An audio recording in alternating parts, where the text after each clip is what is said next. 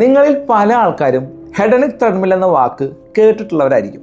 നമ്മുടെ ലൈഫിനെ മുന്നോട്ട് കൊണ്ടുപോകുന്നത് നമ്മുടെ തന്നെ ആഗ്രഹങ്ങളാണ്. ഓരോ ആഗ്രഹങ്ങളും നമ്മൾ സാധിക്കുമ്പോഴും നമ്മൾ ഒരുപാട് ഹാപ്പി ആയിരിക്കും. ഒരു ഉദാഹരണത്തിന്, നമ്മൾ വില കൂടിയ ഒരു കാറ് വാങ്ങിക്കണമെന്ന് പ്ലാൻ ഇടുകയാണ്. ആ ഒരു കാറ് നമ്മുടെ ലൈഫിലുണ്ടെങ്കിൽ നമ്മൾ കുറച്ചുകൂടി ഹാപ്പി ആയിരിക്കും എന്ന് നമ്മൾ വിചാരിച്ച് ആ കാറ് വാങ്ങിക്കാനുള്ള പൈസ നമ്മളിങ്ങനെ പതുക്കെ സമ്പാദിച്ചു തുടങ്ങും. അതിനുശേഷം ആ ഒരു കാറ് വാങ്ങിക്കുന്ന ദിവസം വന്നെത്തും.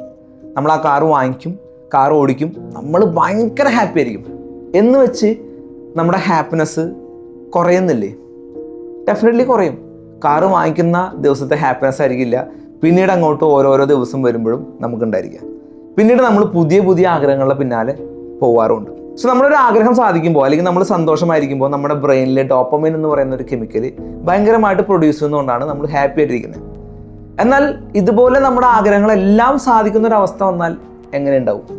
അതായത് ഒരു കോടീശ്വരനാണ്, അയാൾക്ക് കാറ് വാങ്ങിക്കണോ, മൊബൈൽ ഫോൺ വാങ്ങിക്കണോ, ബൈക്ക് വാങ്ങിക്കണോ, എന്തിനും ചെയ്യാനുള്ള പൈസ ഇഷ്ടം പോലെ ഉണ്ട്.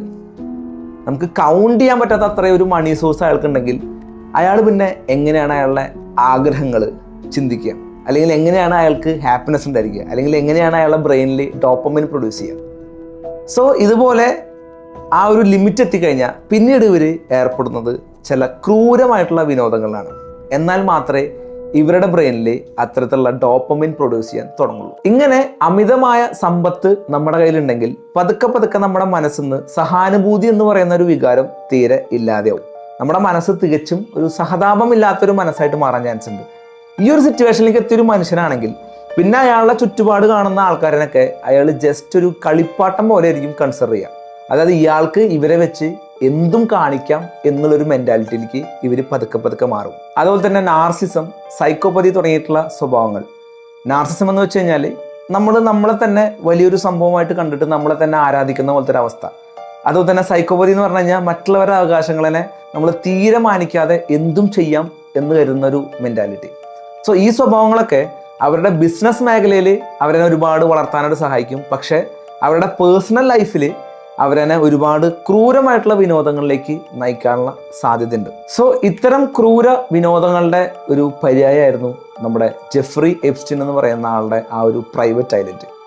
ഇതൊരു വ്യക്തിയുടെ മാത്രം കാര്യമല്ല, ഇതൊരു ശൃംഖലയായിരുന്നു.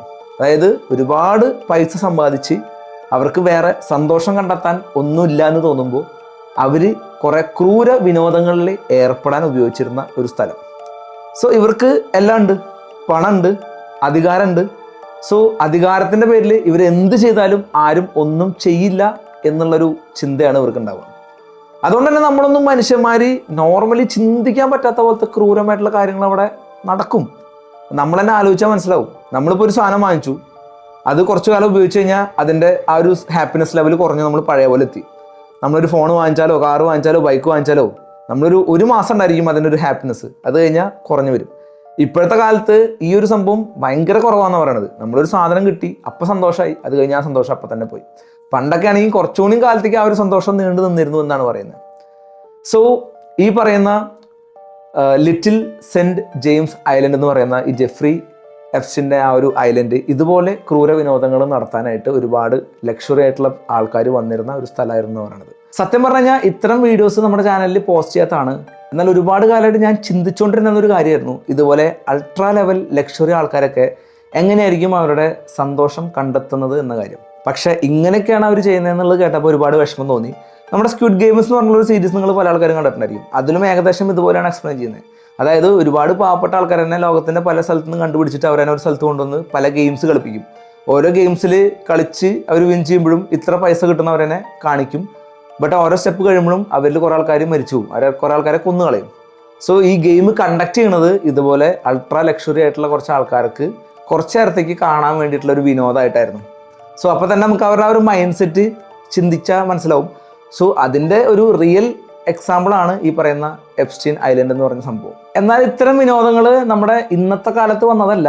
ഇത് പണ്ടത്തെ കാലം തൊട്ടിട്ട് ഇതുപോലത്തെ പരിപാടികളുണ്ട്.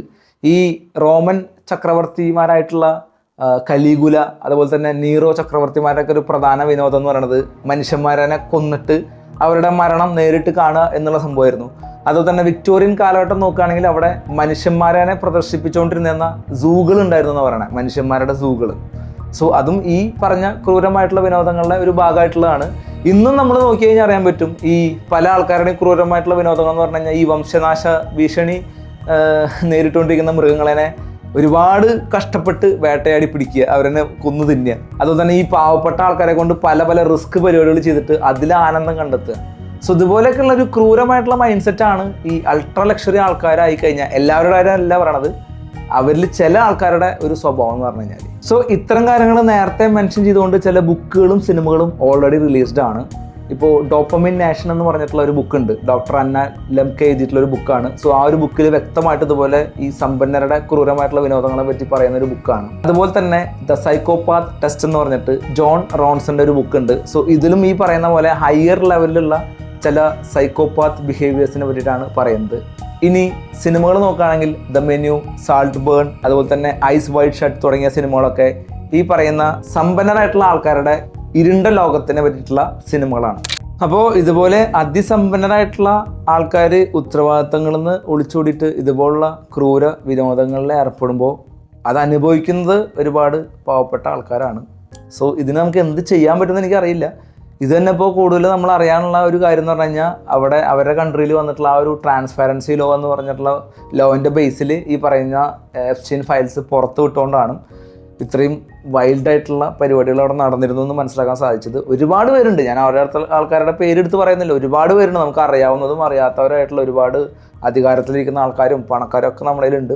ലോകത്തിലെ തന്നെ ഏറ്റവും വലിയ സമ്പാദ്യമുള്ള ആൾക്കാരിൽ പല ആൾക്കാരും അവിടെ പോയിരുന്നു എന്നാണ് പറയുന്നത്. അപ്പോൾ കേൾക്കുന്നതിൽ ഒരുപാട് വിഷമമുണ്ട്. സോ എന്തൊക്കെ നമ്മൾ പൈസ കൊടുത്ത് വാങ്ങിക്കാനും നമുക്ക് എൻജോയ് ചെയ്യാൻ പറ്റിയാലും ഒരാളുടെ അഭിമാനം അല്ലെങ്കിൽ അന്തസ്സ് എന്ന് പറയുന്നത് നമുക്ക് ഒരിക്കലും പണം കൊടുത്ത് വാങ്ങിക്കാൻ പറ്റാത്തൊരു സംഭവമാണ്. സോ ഇത്തരത്തിലുള്ള സംഭവങ്ങൾ ഒരു സമൂഹത്തിന് ഒരു ഭീഷണിയാവുമെന്ന് നിങ്ങൾക്ക് തോന്നുന്നുണ്ടോ? എന്താണ് നിങ്ങളുടെ അഭിപ്രായം? ഇത്തരത്തിലുള്ള ആൾക്കാരെ നമ്മളിനി എന്ത് ചെയ്താലായിരിക്കും നന്നാവുക എന്നുള്ളത് നിങ്ങൾ കമൻറ്റ് ചെയ്യാം. സോ അടുത്തൊരു വീഡിയോ ആയിട്ട് കാണാൻ വരെയും ബൈ. Jino tech vlogs.